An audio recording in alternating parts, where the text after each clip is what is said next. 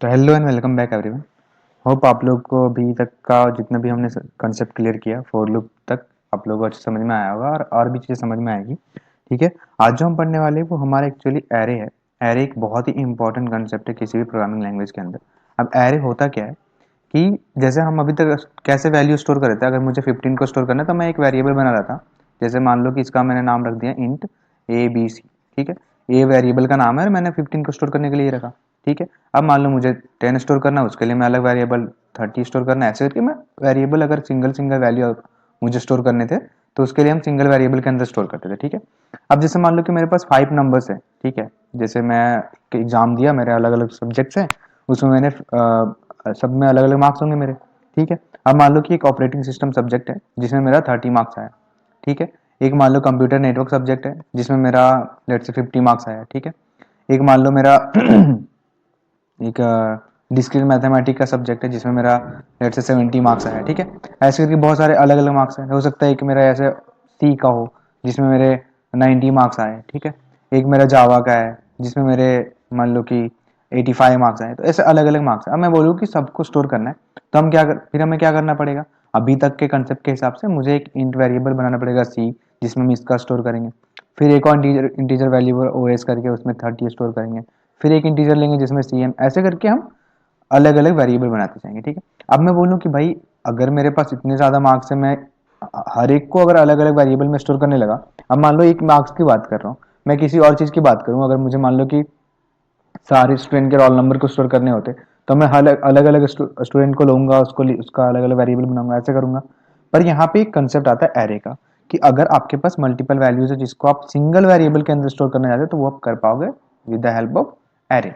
ठीक है, वो एरे क्या होता है, वो सेम टाइप के, अब जैसे मान लो कि मैं बोल रहा हूँ सेम टाइप का, कहने का मतलब कि जो भी वैल्यू इसके अंदर स्टोर होगा, एक पर्टिकुलर एरे मैंने बनाया। ठीक है, एरे ऐसे दिखता है, एरे का स्ट्रक्चर मतलब दिखता नहीं है, मेमोरी एलोकेशन इसकी ऐसे होती है कि वो कंटिन्यूअस होती है। ये बहुत ही इंपॉर्टेंट है कि इसकी मेमोरी कंटिन्यूअस होती है। कंटिन्यूअस कहने का मतलब मान लो कि ये मेरा डेटाबेस है या फिर मेमोरी है, इसके अंदर मुझे ये वाली एरे को जो क्रिएट किया मैंने, मान लो एरे का नाम ARR रखा है, इसको क्रिएट किया, इसको मुझे यहाँ पे कहीं पे एलोकेट करना है स्पेस। तो मैं क्या करूंगा, इसको कंटिन्यूअस मेमोरी ढूंढूंगा। अगर मान लो ये 16 बिट का होता, मान लो ये 16 बिट का होता, ऐसे होगा नहीं, ज़्यादा होगा, तो मान लो ये 16 बिट का होता, तो मुझे यहाँ पे सर्च करना पड़ता है कि कौन से जगह पे 16 बिट कंटिन्यूअसली खाली है। अब मान लो कि इधर कहीं होता, यहाँ पे 8 बिट खाली है, फिर इधर कुछ डेटा है, फिर यहाँ पे लेट से 15 बिट खाली है, उसके बाद फिर कुछ डेटा है। ठीक है, यहाँ पे 16 बिट खाली, इधर इधर भरे हुए हैं। तो हम ये ना सर्च करेगा और देखेगा कि कहाँ पे मेरा कंटिन्यूअस 16 बिट खाली है, फिर यहाँ पे खाली, तो वो जा करके इसको यहाँ पे एलोकेट करेगा। ठीक है, ऐसे इसकी एलोकेशन होती है। अब इसमें डेटा टाइप जो होते हैं उस क्या होता है कि कि जैसे मान लो कि सिमिलर टाइप के डेटा स्टोर होंगे एरे के अंदर। अब मान लो कि मैंने ये एरे को डिफाइन किया कि मुझे इंटीजर वैल्यू को स्टोर करना है, तो वो बस इंटीजर को ही स्टोर कर सकते हैं। यहाँ पे मैं बोलूंगा यहाँ पे 10 किया, यहाँ पे ABC कर दूं, नहीं, ये नहीं कर सकते।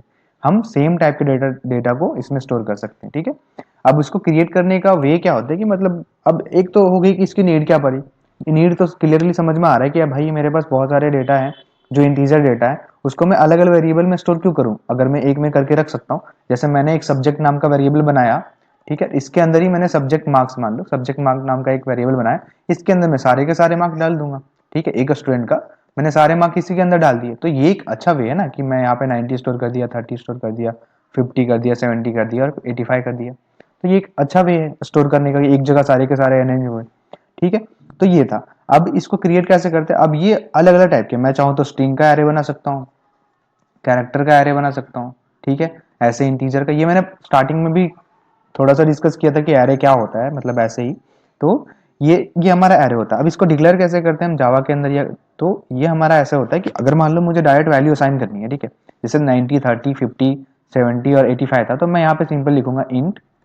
ठीक है, यहाँ पे मैं सब्जेक्ट अंडरस्कोर मार्क्स, ऐसे करके मैंने एक वेरिएबल, यहाँ पे वेरिएबल का नाम कुछ भी रख सकते हैं, और यहाँ पे एरे का साइन लगाना पड़ता है ताकि ये हम इंडिकेट करें कि ये जो हमारा बना हुआ है ना वो इंटीजर, क्योंकि यहाँ पे अगर यहाँ तक देखो तो ये तो सिमिलर है ना एक इंटीजर वेरिएबल डिक्लेयर करने का। तो ये एरे कैसे बनाएंगे, तो हम बस एरे का साइन लगाएंगे। अब ये एरे यहाँ पे भी लगा सकते हैं और इसके स्टार्टिंग में भी लगा सकते हैं। ठीक है, ये हो गया। अब इसका भी कोई अलग सा यूज है, मैं इसको आगे डिस्कस करूंगा। ठीक है, इक्वल टू, अब यहाँ पे हम डायरेक्ट वैल्यू असाइन करेंगे, ये हमें करली ब्रेसेस के अंदर असाइन करना है, 90, 30, 50, 70 एंड 85। ठीक है, ये हमारा ये हमने सारे के सारे जितने भी वैल्यू थे हमारे अंदर उसके हमने स्टोर कर दिया। अब होता क्या है ना कि इसको मेमोरी में कंटिन्यूस जगह मिली होगी कहीं पे, ये मेमोरी मेरा मान लो यहाँ पे इसको कंटिन्यूस 90 30 50 70 35 85 सॉरी, तो ये हमारे वैल्यू यहाँ पे स्टोर होते हैं, यहाँ पे स्टोर होता है। अब ये कंटिन्यूस कहने का मतलब कि अगर मान लो ये मेमोरी में स्टोर हो रहा है तो ऑब्वियसली बात है इसके कुछ एड्रेस होंगे। अब मान लो ये 100 एड्रेस पे है ना, तो ये यहाँ से स्टार्ट होगा 10। अब जैसे मान लो कि यहाँ पे इंटीजर जितने भी बाइट का है, जैसे मैं सी का बात करूँ किसी अलग प्रोग्रामिंग का, तो अभी के लिए मान के चल रहा हूँ कि अगर मेरा एक इंटीजर का साइज जो है वो हमारा 4 बिट का है, ठीक है 4 बिट का है, तो हम क्या करेंगे 4 बिट का या 8 बिट ले लेंगे ना, 4 बिट का 8 बिट का है, तो यहाँ से ये 8 बिट कवर कर लिया इस 9 ने, तो यहाँ के बाद स्टार्ट होगा हमारा 108, ठीक है। फिर यहाँ का एड्रेस जाएगा 16, ठीक है, ऐसे मतलब 116, ऐसे करके हमारे सारे सारे नेक्स्ट नेक्स्ट होते जाएंगे, मतलब कंटिन्यूअसली है ना, ये एड्रेस यहाँ पे खत्म हो रहा है तो यहाँ से हमारा दूसरा स्टार्ट हो रहा है, यहाँ पे खत्म हो रहा है तीसरा स्टार्ट हो रहा है, ऐसे करके ये स्टोर होते जाएगा, ठीक है। तो ये होता है कंटिन्यूअस एलोकेशन का मतलब। अब ये हमारा इंटीजर के लिए था, सेम हम अगर स्ट्रिंग के लिए लिखना चाहे तो ऐसा सेम लिख सकते हैं। यहाँ पे मैं स्ट्रिंग बनाऊंगा, ये स्ट्रिंग का एरे बनाऊंगा, इसका नाम लिख दूंगा मैं कुछ भी जो मन करे मुझे, इक्वल टू यहाँ पे मैं इसके अंदर वैल्यू साइन। अब क्वेश्चन ये कि अगर मुझे ऐसे असाइन नहीं करना हो, मैं बाद में इसमें स्टोर करना चाहूँ, पहले मुझे बस डिक्लेयर करके दिखाओ कि डिक्लेयर कैसे करते हैं, अभी मुझे असाइन नहीं करना। तो उसका एक दूसरा तरीका है यहाँ पे कि हमें इंट, ये मैंने लगाया साइन, बाद में भी लगा सकते हैं एज मैंने बताया, एरे इक्वल टू, यहाँ पे एक न्यू कीवर्ड लगाते हैं। अब ये न्यू कीवर्ड नया चीज आ गया, ये न्यू कीवर्ड होता क्या, अब यहाँ पे ना मुझे एक चीज कंपलसरी बताना पड़ेगा कि इसका साइज क्या होने वाला है, ये जो इंटीजर एरे बनने वाले, क्योंकि इसको तो मेमोरी एलोकेट करेगा ना, ये न्यू कीवर्ड का मैं यूज बताता हूँ अभी, बाकी इसको डिटेल में हम पढ़ने वाले हैं। ये न्यू जो होता है ना वो मेमोरी एलोकेट करने के लिए यूज होता है, मतलब नया ऑब्जेक्ट क्रिएट करने के लिए इस एरे का। अब ये ऑब्जेक्ट क्या होता है ये सब चीजें हम सब चीजें समझेंगे, बस ये समझ लो कि जैसे हमने न्यू कीवर्ड कहीं पे लगाया ना, तो ये इसका नया ऑब्जेक्ट इंस्टेंस क्रिएट करेगा हमारे मेमोरी के हीप मेमोरी के अंदर। ये स्टैटिक मेमोरी के अंदर या फिर स्टैक के अंदर नहीं होगा, ये हमारे हीप के अंदर होगा, ठीक है। हीप के अंदर क्या करेगा, एक नया ऑब्जेक्ट क्रिएट करेगा यहाँ पे, और इसको यहाँ पे पॉइंट करके देगा। मान लो ARR मैंने बनाया, ये इसको पॉइंट करा हो यहाँ पे जो भी डेटा हम स्टोर करके रखे, ठीक है। तो ये होता है अगर हम इस तरह से न्यू कीवर्ड लगा करके हम इनिशियलाइज करते हैं तो, पर यहाँ पे हमें कंपलसरी बताना पड़ेगा कि तुम्हारा साइज क्या होने वाला है। अगर मैं 10 दूंगा तो ये स्टार्टिंग में मुझे 10 एलोकेट कर देगा, वरना फिर ये अपने हिसाब से तो बहुत ज्यादा कर देगा, क्या करेगा कुछ भी नहीं पता, तो वो मुझे बताना पड़ेगा कि कितना साइज हमें एलोकेट करना है, ठीक है। तो ये होता है हमारा एरे क्रिएट करने का, तो हम ऐसे ये क्रिएट कर सकते हैं। अब बाद में मैं बोलूँ कि इसी एरे में अगर मुझे डेटा स्टोर करना है तो अभी हम यहाँ पे थोड़ा सा फोर लूप का यूज करने वाले हैं। मैंने बताया था ना कि हम आगे पढ़ते जाएंगे और हम धीरे धीरे फोर लूप का यूज को ना हर जगह मर्ज करते जाएंगे। अब जैसे मान लो कि ये इंटीजर एरे है, इसमें मैं बोलूँ कि इसका साइज 5, एक 5 साइज का एरे बनाना है, ठीक है, जिसका साइज 5 हो, ठीक है। ये एक 5 साइज का एरे है जिसमें मुझे ये सारे डेटा जो 90 30 50 70 85 था ना, इसको मुझे स्टोर करना है।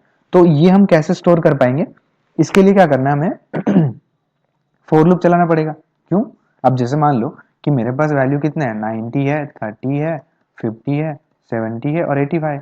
अब हम एक बार में सारे के सारे असाइन तो कर नहीं सकते, तो मुझे एक करके करना पड़ेगा, इसको करना पड़ेगा। अब ये असाइन करने का वे क्या होता है, अब जैसे ये मैंने बताया ना कि ये इसमें इतने सारे वैल्यू स्टोर थे, 90 30 50 70 और 85। अब यहाँ पे इसका कोई एड्रेस होगा, है ना, इसका एड्रेस तो होगा। तो एक तरह से हम डिनोट करने के लिए ना, कि जैसे मान लो कि एक सिंगल वेरिएबल इसको मैंने ARR नाम दे दिया, पर मैं पर्टिकुलर इसका नाम पूछूं तो इसको या तो एड्रेस से निकाल सकते हैं हम। अब हमें एड्रेस तो पता नहीं क्योंकि जावा में एड्रेस वर्क करता नहीं, तो मुझे इसके नाम से पता चलना पड़ेगा। तो इसके लिए क्या करेंगे, हम जो ARR है ना इसको हम ऐसे डिनोट करते हैं ARR 0। अब 0 क्यों, क्योंकि जावा के अंदर जो एरे होते हैं ना वो 0 इंडेक्स्ड होते हैं। 0 इंडेक्स कहने का मतलब जो पहला एलिमेंट होगा ना वो फर्स्ट पोजीशन पे जो होगा उसको हम इंडेक्स 1 से नहीं गिनेंगे, उसको हम इंडेक्स 0 से गिनेंगे, ठीक है। मतलब ये जो 90 स्टोर है वो हमारे इंडेक्स 0 पे स्टोर है, ये 30 स्टोर है वो हमारे इंडेक्स 1 पे स्टोर है, ऐसे ही ये 2 पे 3 पे 4 पे। तो हमारा अगर साइज 5 है ना, तो यहाँ पे इंडेक्स हमारे 4 तक ही जाएंगे, 5 तक नहीं जाएगा, क्योंकि इसका एलोकेशन 0 1 2 3 एंड 4 होता है, ऐसे करके, ठीक है। तो ये चीज याद रखना है, हमें ध्यान रखना है बाकी के लिए, क्योंकि इससे बहुत सारे एक्सेप्शन आते हैं, बहुत सारे मतलब एक एक्सेप्शन आता है array index out of bound. मान लो कि तुमने एरे का साइज 5 डिक्लेयर किया और तुम ARR एट 5 को एक्सेस करना चाहोगे तो कर ही नहीं पाओगे। क्यों, जैसे मैं बताता हूँ, इसका नाम क्या हो गया, इसका नाम ARR एट 1 हुआ, ऐसे ये 2 होगा, ये 3 होगा, ये 4 होगा। अब देखो तो 5 वाला कहीं भी एग्जिस्ट कर रहा है, ARR at 5 नहीं। जब भी हम अगर उसको एक्सेस करना चाहेंगे तो बोलेगा भाई तुम अपने इंडेक्स के बाहर जा रहे हो, है ही नहीं, ऐसा कुछ एलिमेंट है ही नहीं। तो ये चीज यहाँ पे हमें याद रखना है कि जब भी जो साइज होगा ना उससे एक कम ही इसका इंडेक्स होता है, क्योंकि इंडेक्स हमारा 0 से स्टार्ट होता है। ठीक है, तो ये था हमारा इसका कंसेप्ट। अब मैं क्या बता रहा था, हाँ, ये न्यू कीवर्ड क्या करता है, इसको एलोकेट करता है यहाँ पे। अब जैसे स्टोर करना है तो मैं क्या कर रहा हूँ, मैं ये एरे एट 0 पे स्टोर करूंगा 90 को, एरे एट 1 पे स्टोर करूंगा। तो मैं लिखूंगा कैसे इसको, मैं ऐसे लिखूंगा कुछ, A R R at 0 equal to 90, A R R at 1 equal to 30, A R R at 2 equal to 70, और ऐसे ही हमारा 50 था ना, 50, A R R at 3 equal to 70, और A R R at 4 equal to 85, ऐसे लिखूंगा। अब ये जो चीज लिखने का तरीका है हमारा, उसमें क्या होगा कि हम सेम चीज को, एक स्टेप को रिपीट नहीं कर रहे। देखना एक बार ध्यान से कि हमने ए आर आर ही लिखा है पर यहाँ पे एक वैल्यू चेंज हो रही है, ए आर आर ही लिखा है पर यहाँ पे वैल्यू और यहाँ पे वैल्यू चेंज हो रही है। सब जगह कुछ बस वैल्यू चेंज हो रही है, बाकी चीजें जो हम लिख रहे हैं वो सिमिलर है, बस ये दो, ये वाली वैल्यू और ये वाली वैल्यू हम चेंज कर रहे हैं। इसको तो हम ट्रैक रख सकते हैं, कैसे मैं बताता हूँ, पर ये वाला हम यूजर से इनपुट लेंगे, है ना। अब वो कैसे लेंगे, एक सेकेंड, कि हमें क्या करना है। अब जैसे ये रिपीट हो रही तो मुझे समझ में आ रहा है कि अगर चीजें हमें सेम सेम लिखना पड़ रहा है ना, तो कहीं ना कहीं हम फोर लूप का यूज करने वाले हैं। ठीक है, अब जैसे फोर लूप का हम यूज करते हैं, for int I equal to 0, I less than 5 और आई प्लस प्लस। ठीक है, यहाँ पे हम क्या करेंगे, ये मुझे एरे एट 0 स्टोर करना है एक बार, फिर 1 स्टोर करना। अब जब आई की वैल्यू को आप ध्यान से देखो ना, तो आई की वैल्यू फोर लूप में क्या हो रही थी, क्या होती थी, हमने पहले पढ़ा है कि पहले 0 होती है, फिर ये 1 होती है, फिर ये 2 होती है, फिर ये 3 होती है, ऐसे करके बढ़ते जाती है। तो मैं यहाँ पे 0 की जगह आई रख दूं अगर, तो पहले ये एरे एट 0 पे स्टोर करेगा, फिर एरे एट 1 पे स्टोर करेगा, फिर एरे एट 2 पे, 3 पे, ऐसे करके करते रहेगा। तो यही चीज तो हमें चाहिए। तो हम यहाँ पे ये नहीं कर सकते कि यहाँ पे हम यूजर से इनपुट ले लेंगे। यहाँ पे मैं लिख देता हूँ, मैं यूजर इनपुट, ये कैसे लेंगे ये मैं बताने वाला था, तो इसलिए अभी मैं यहाँ पे लिख नहीं रहा हूँ कि स्कैनर ऑब्जेक्ट ऑब्जेक्ट कैसे क्रिएट करते हैं। ठीक है, ये चीज होगी। अब एक बार मैं वापस से वो वाली लाइन जो स्कैनर वाली थी वो लिख देता हूँ कि अगर मुझे यूजर से इनपुट लेना है ना, तो उसके लिए मुझे एक लाइन लिखनी पड़ेगी, स्कैनर। ठीक है, ये मैं वापस से बोल रहा कि मैं बताना अभी नहीं चाहता था, क्योंकि मुझे एक बार क्लास और ऑब्जेक्ट अच्छे से समझाना था, फिर मैं इसको बताता। तो ये होता क्या है ना कि सिस्टम डॉट इन, इसको हम अलग से बहुत अच्छे से डिस्कस करेंगे अभी के लिए, क्योंकि मैं यहाँ पे थोड़ा यूज करूंगा। तो उसके लिए थोड़ा समझ लो कि जब भी ये न्यू कीवर्ड तो समझ आ गया कि डायनेमिकली जो मेमोरी एलोकेट करता है, इसका नाम ही होता है डायनेमिक मेमोरी एलोकेटर ऑपरेटर। ठीक है, ये डायनेमिकली मेमोरी एलोकेट करता है। डायनेमिकली का मतलब, कहने का मतलब कि जब हम इसको रन करते हैं तब। ठीक है, अब ये एस सी इसका ऑब्जेक्ट का नाम है, तो जब भी हमें इनपुट लेना हो ना यूजर से, तो हम ऐसे लिखना पड़ेगा, scanner S C equal to new scanner, और यहाँ पे सिस्टम डॉट इन लिखते हैं इसके पैरामीटर के अंदर। ठीक है, अब ये चीज हम और भी डिटेल में पढ़ेंगे, बस मैं यहाँ पे यूज कर रहा हूँ इसलिए मैं यहाँ पे लिख दे रहा हूँ। और यहाँ पे क्या लिखना है, अगर मान लो इनपुट लेना है, अगर मेरा टाइप जो है ना इनपुट लेने का, वो अगर इंटीजर टाइप है ना, इंट टाइप है, तो मुझे S C dot next int ये लाइन लिखनी पड़ेगी, और यहाँ पे मैं बस। ठीक है, इससे क्या होगा ना कि इससे वो डेटा इनपुट ले लेगा, और कहीं पे जहाँ पे भी मुझे स्टोर कराना, मान लो मैं यहाँ पे ए आर एट 1 पे स्टोर करा रहा हूँ, तो ये मुझे स्टोर करके दे देगा यहाँ पे। ठीक है, या फिर इसको काट देते हैं, ये बनाओ। तो ये होता है हमारा नेक्स्ट इंट लिखने का यूज, कि हमें अगर इंटीजर वैल्यू इनपुट ले रहे हैं तो मुझे एस सी डॉट, ये एस सी क्या है, ये ऑब्जेक्ट का नाम है, और किस टाइप का डेटा हम इनपुट ले रहे हैं वो ऐसे लिखना पड़ता है। अगर अगर हम कोई स्ट्रिंग ले रहे होते तो यहाँ पे नेक्स्ट लाइन लिखते हैं। इसको हम बहुत अच्छे से समझेंगे, मैं इसलिए अभी नहीं डिस्कस करना चाहता हूँ। ठीक है, तो ये चीज बस एक छोटा सा चीज था। यहाँ पे क्या करना है अब हमें यहाँ पे मुझे करना है यूजर इनपुट लेंगे। अब ये कैसे लेंगे, अगर मैं यहाँ पे ऐसे लिख दूं ना, ये आई का वैल्यू हर बार चेंज होगा, इसका मतलब जब फर्स्ट टाइम लूप चलेगा तो ए आर आर एट 0 पे स्टोर होगा पहले, और ये क्या स्टोर होगा, हम यूजर से इनपुट लेंगे। तो यूजर मान लो पहले 90 इनपुट दिया, तो ये ए आर एट 0 पे 90 स्टोर हो गया, फिर ए आर एट आई का वैल्यू प्लस हो गया होगा तो 1 हो गया होगा, और यहाँ पे हमारा क्या स्टोर हो जाएगा, 30 स्टोर हो जाएगा। ऐसे करके यहाँ पे वैल्यू स्टोर होते जाएंगे। ठीक, ये होता है यूजर से इनपुट लेने का। दो तरीके मैंने जब जस्ट एक वेरिएबल डिक्लेयर करने का बताया। ठीक है, अभी कैसे यूज करेंगे हम हर एक चीज को समझेंगे। अभी मैं चाह रहा हूँ कि इसके बाद ना एक हम ये तो एक था सिंगल डायमेंशनल एरे। जैसे मान लो कि ये क्या होता है, एरे भी हमारे अलग अलग सिंगल डायमेंशनल होते हैं, 2 डायमेंशनल भी होते हैं। अब जैसे आपने बहुत बार वो देखा होगा, सुडोको देखा होगा, या फिर है ना, आपने सुडोको देखा होगा बहुत, सुडोको कैसे, या फिर मैट्रिक्स देखा होगा, मैथमेटिक्स में मैट्रिक्स भी यूज करते हैं।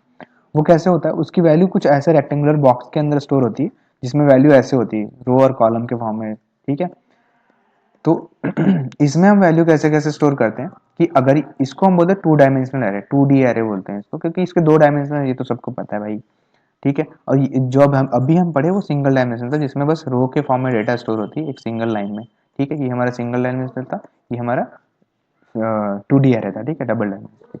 अब इसको हम अच्छे से समझेंगे, इसको भी हम अच्छे से समझेंगे, इसे बस मुझे अभी अभी के लिए एक ओवरव्यू देना था एरे क्या होता है। अभी मैं चाह रहा हूँ कि एक बार मैं न्यू को डिस्कस कर दूं, ठीक है, ताकि समझ में आ जाए, या फिर हम एरे से कंटिन्यू करते हैं, ये फॉर लूप का कैसे यूज कर रहे हैं, ठीक है। बस अभी के लिए अभी हम इतना रखते हैं, बाकी नेक्स्ट वीडियो में देखेंगे।